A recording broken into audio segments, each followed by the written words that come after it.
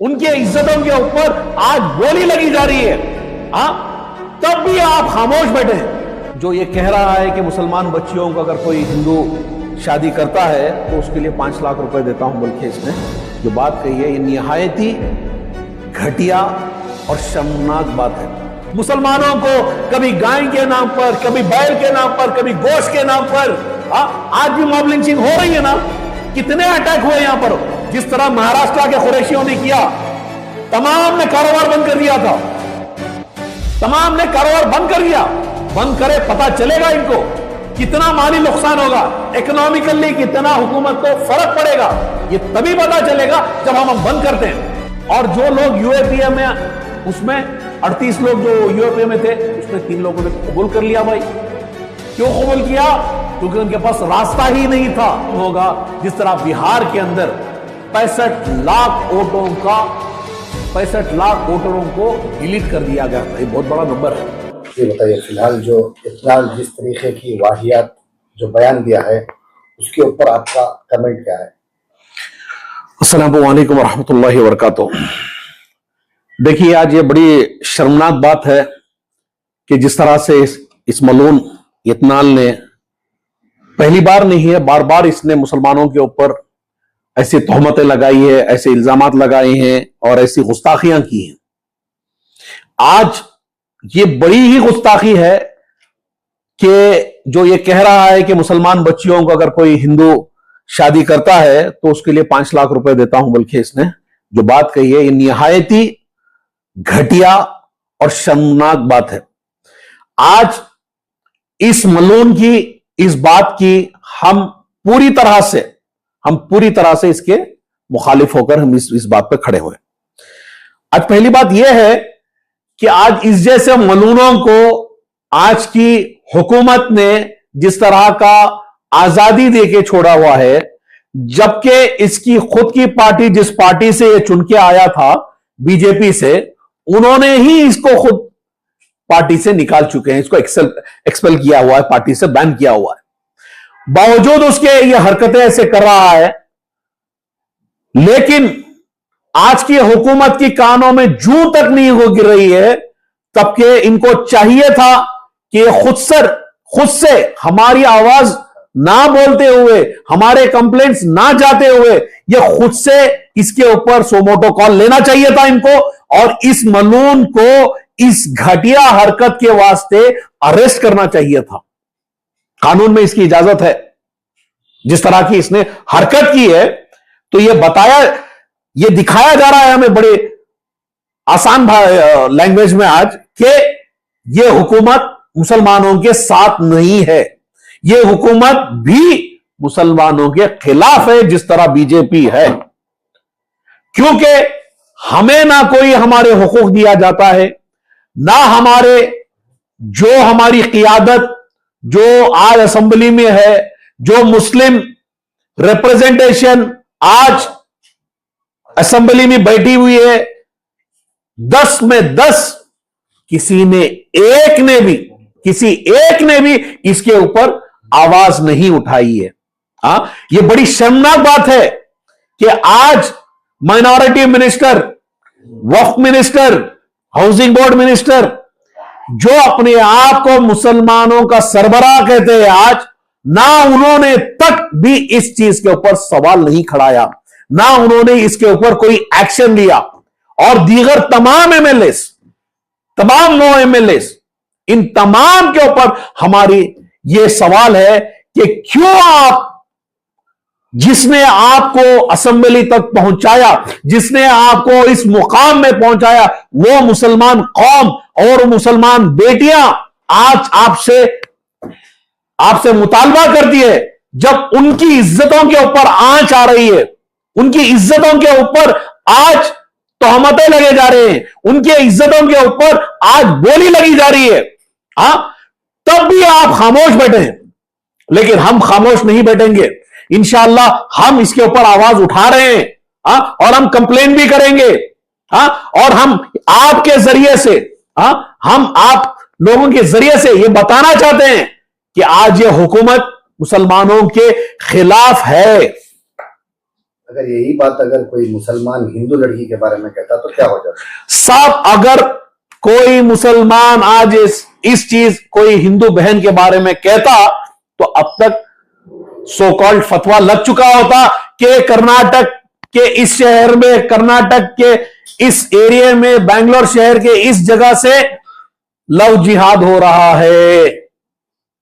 तो यह चीज जब हमारे ऊपर तोहमत सीधा जिहादी की, हमारे ऊपर तोहमत सीधा आतंकवादियों की, हमारे ऊपर कंप्लेंट सीधा यूएपीए, इन तमाम चीजों को देखते हुए आज ये बड़ी शर्मनाक अल्फाज से मुझे कहना पड़ता है कि हमारी जो क़ियादत है इतनी गिर चुकी है कि हमें खुद शर्म आ रही है, कि हमें ये कहते हुए भी शर्म आ रही है कि आज हमारे असेंबली में 10 एमएलए हैं। ऐसे एमएलए होने से ना होना बेहतर साहब। 3 साल की हुकूमत में अभी तक हिजाब की बैन नहीं उठाया गया ऑफिशियली। अनऑफिशियल आप माइकों पे कह रहे हैं, ऑफिशियली जियो पास करे। अजानों के ऊपर फिर से सवाल किया जा रहा असेंबली में, क्यों सवाल उठ रहे हैं? हम कानून को फॉलो करते हुए भी हमारे ऊपर इल्जाम का सिलसिला जारी रहता है। क्या हमने कानून तोड़ा? हम जो भी करते हैं तो इतना बड़ा बवाल करते हैं लोग कि उसका अंदाजा नहीं है। और ये लोग तोहमतों पर तोहमत लगा रहे हैं। मुसलमानों को कभी गाय के नाम पर, कभी बैल के नाम पर, कभी गोश्त के नाम पर। आज भी मॉब लिंचिंग हो रही है ना। कितने अटैक हुए यहां पर? बैंगलोर में कितने हुए? रियासत कर्नाटक में कितने हुए? बावजूद उसके आज तक इन्होंने किसी के ऊपर एक इतना सा भी कार्रवाई नहीं की है। तो गौपेशी की जब बात आ रही है तो कई सारे कुरैशी जो है आजकल बहुत परेशान चल रहे हैं। कई सारों ने तो अपनी अपनी दुकानें भी बंद कर दी हैं। बिल्कुल। तो फिर हुकूमत क्या कर रही है इसके बारे में? हुकूमत अचार डाल रही है, सब अचार डाल रही है। हुकूमत आज इस चीज में मुब्तला है कि किस तरह से मुसलमानों को हुकूक दबाया जाए। माली नुकसान होता है तो होने दीजिए, लेकिन मुसलमान ऊपर ना आए। रियासत नीचे जाने दीजिए, लेकिन मुसलमान पढ़ा लिखा ना हो। मुसलमान की बच्चियां ना पढ़े लिखे, मुसलमान की बच्चियों कॉलेज को ना जाए। मुसलमान के कारोबारी रोड पे आ जाए, उनके दुकान बंद हो जाए। गाय के नाम पर, कभी बैल के नाम पर। इस बकरीद के टाइम पर भी क्या हुआ? वो और एक मलून पुनीत केरली, उसने क्या क्या किया? क्या आपने कुछ कार्रवाई की? एक मर्डरर आज खुलेआम घूम रहा है, एक बैल की तरह किसी भी घर में घुस जा रहा है। अगर हमने कुछ हरकत की तो यूएपीए लग जाएगा हमारे ऊपर। तो ये चीज ये इसलिए हो रहा है, ये इसका वजह ये भी है कि हम मुसलमान हमारी आवाज बुलंद करने में, हमारे सवाल पूछने में हमने कमी की है। हमने वोट दिया लेकिन वोट का हक नहीं मांगा। हम वोट देते हैं, दिल भरकर वोट देते हैं, लेकिन हम वोट का हक नहीं मांग रहे हैं, लेकिन हमारे हक नहीं दिए जा रहे हैं।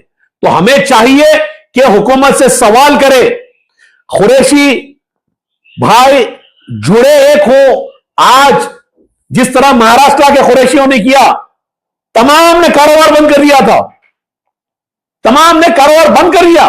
बंद करे, पता चलेगा इनको कितना माली नुकसान होगा, इकोनॉमिकली कितना हुकूमत को फर्क पड़ेगा। ये तभी पता चलेगा जब हम बंद करते हैं। आप एक्सपोर्ट्स पर रोक नहीं लगाते, क्यों आज हिंदुस्तान नंबर 2 की पोजीशन पे बीफ एक्सपोर्ट में? ये क्या मुसलमानों की वजह से? सारे जितने भी स्लॉटर हाउस हैं, बड़े बड़े स्लॉटर हाउस सारे हिंदू चला रहे हैं। बावजूद इसके लेकिन जुल्म मुसलमान के ऊपर होता है। मुसलमान की गाड़ियां पकड़ी जाती हैं, मुसलमान के बच्चे मारे जाते हैं, मुसलमान के बच्चों के ऊपर अटैक होता है। इन तमाम चीजों से हम कब तक सहेंगे भाई? हम क्यों सहे? हमने इसीलिए इस हुकूमत को वोट दिया कि हमें सेकेंड दर्जे के शहरी की तरह ट्रीट किया जाए। आज हमारी हालत, मुसलमानों की हालत असलियत में दलितों से नीचे है। क्या इकोनॉमिकल डेवलपमेंट के लिए मुसलमानों के लिए क्या किया? माइनॉरिटी फंड्स रेस तो गए, इस्तेमाल कहां हो रहे?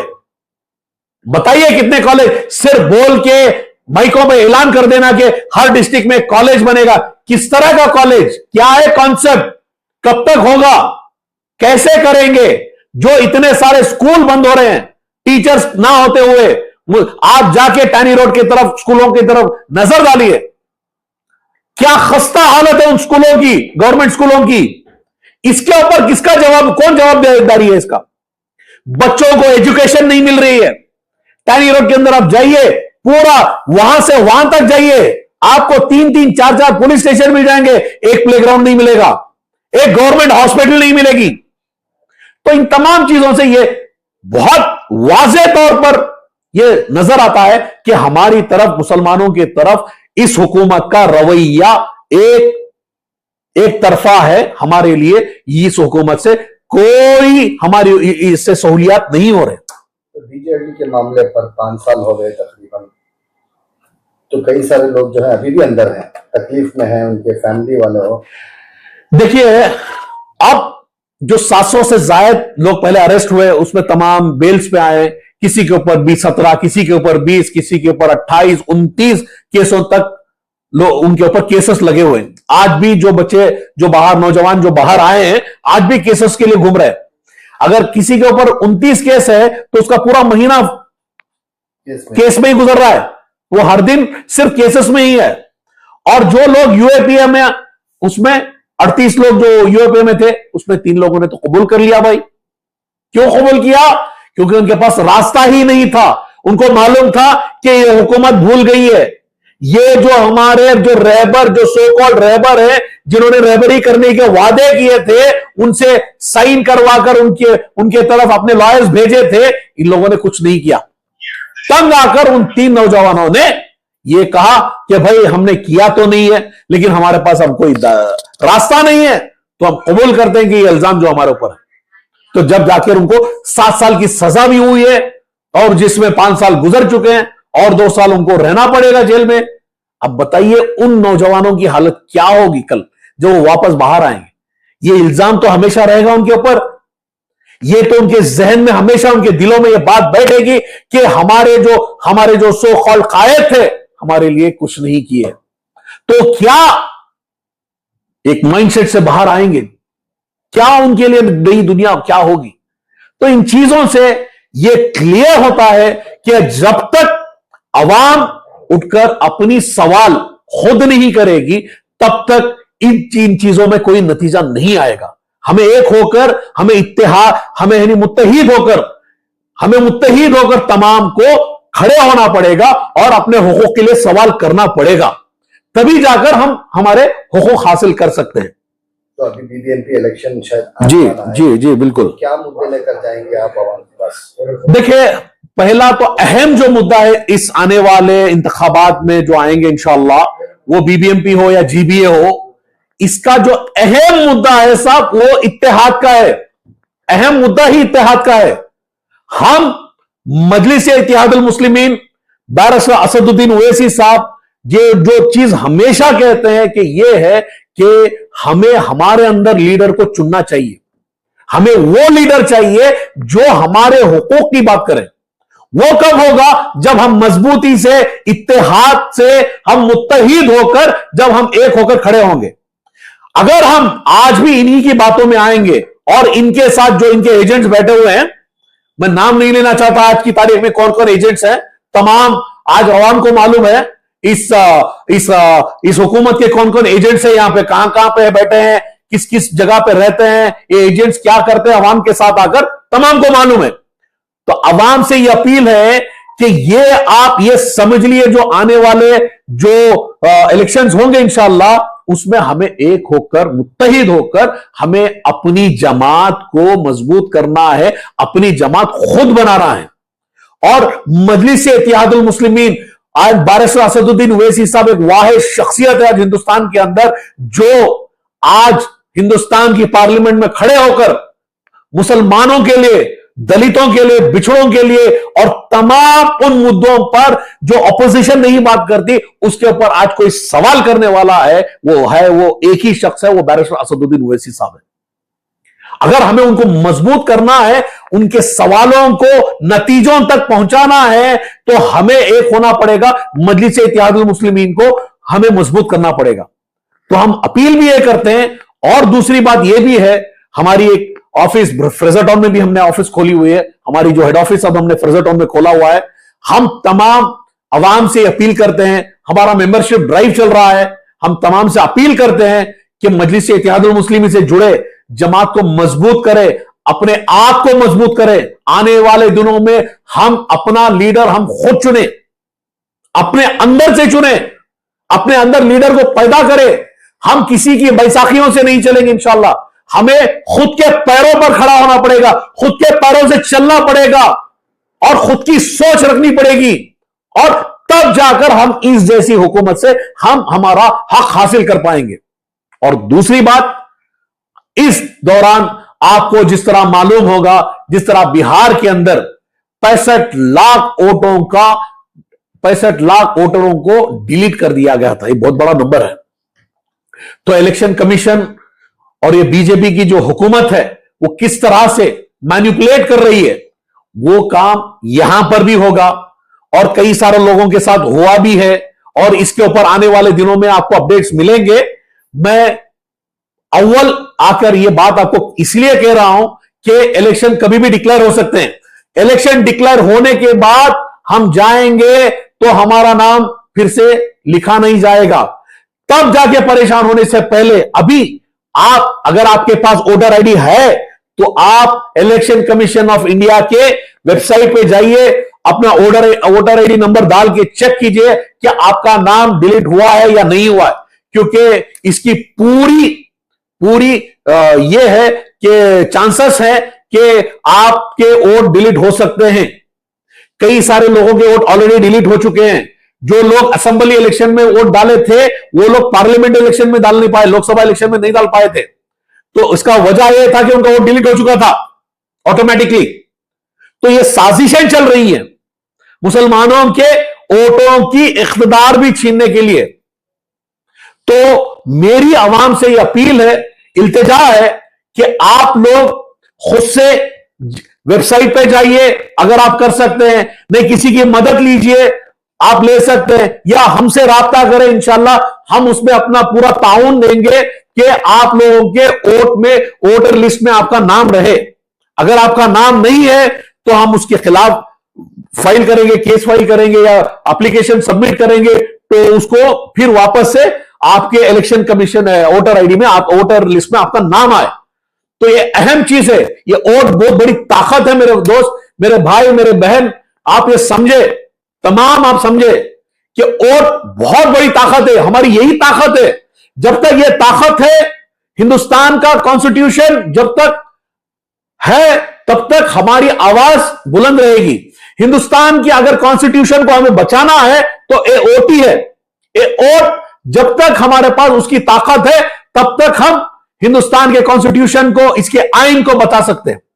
तो हमारे ऊपर आज ये पूरी जिम्मेदारी है, हम तमाम शहरियों के ऊपर एक जिम्मेदारी है कि हम हिंदुस्तान के आइन को बचाने की कोशिश करें, क्योंकि आज बीजेपी की हुकूमत, हिंदुत्व के लोग ये चाहते हैं कि हिंदुस्तान का आइन, कॉन्स्टिट्यूशन को, संविधान को बदला जाए, जिससे तमाम बिछड़ों का हुकूक छीन ले, बिछड़ों, मुसलमानों को, दलितों को दूसरे लेवल के शहरी बना दिया जाए। तो हमें, जब तक हमारा हाथ में वोट का पावर है, हम इसको मजबूती से पकड़ें।